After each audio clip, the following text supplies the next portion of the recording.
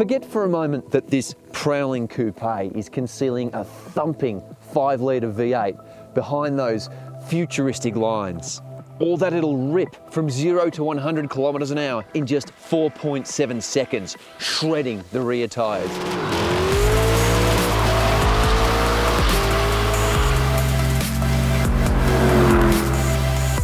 It looks like a concept car.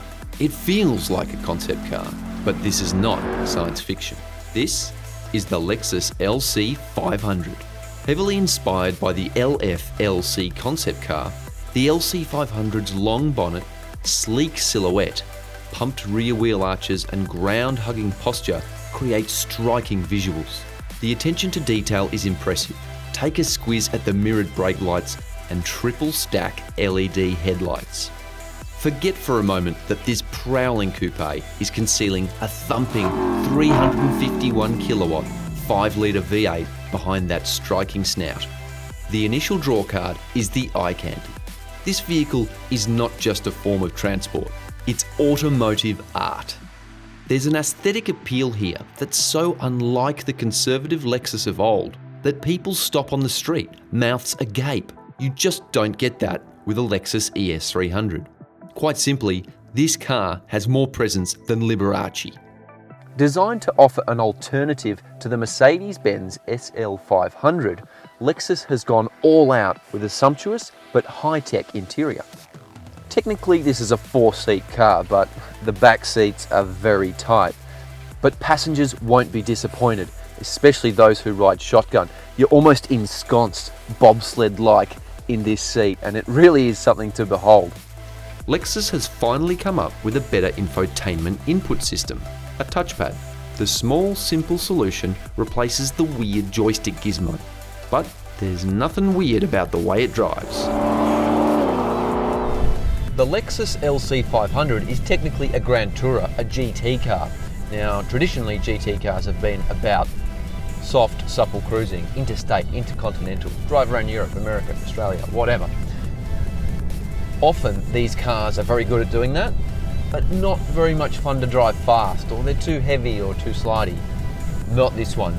This does both. It should be an absolute handful in the corners, but it's actually surprisingly nimble. It doesn't feel half as heavy as it should, and the way it grips is very, very impressive. It's got a limited slip differential at the rear, which is excellent. Adaptive dampers help keep it really flat through the corners. This big banana is a heavyweight, tipping the scales at almost 2 tons. But nifty weight distribution and a super stiff body made of aluminium, carbon fibre composites and steel means it feels light on its feet. Yep, this big boy likes to dance. Better yet, it's got a sweet, sweet engine. That 5-litre V8 I talked about is an absolute ripper. Because it's not a turbocharged engine either, throttle response is immediate. There's no lag. When you flex your foot, this thing responds. A new 10-speed automatic transmission has been added to the mix, and 95% of the time, it's on song. Upshifts are rapid, and downshifts are crisp when you're fanging it. But it can get caught out at slow speeds, such as around town. The brakes do a tip-top job of slowing the car's significant mass, with lots of pedal feel and plenty of bite. I've always thought that Lexus created some of the best and most luxurious interiors on the market. But now, finally, Lexus has built a car with a bit of mongrel attitude to match. It doesn't try to mimic what the Europeans have done in a styling sense, combining robo-chic with aggressive lines and a brawny posture. Yet it still makes you feel energised once inside. That booming V8 turning every drive into an occasion. The digital party tricks raising eyebrows. We test hundreds of cars every year at Motoring.com.au, and I can probably count on one hand the vehicles that have truly captivated me. This is one of them.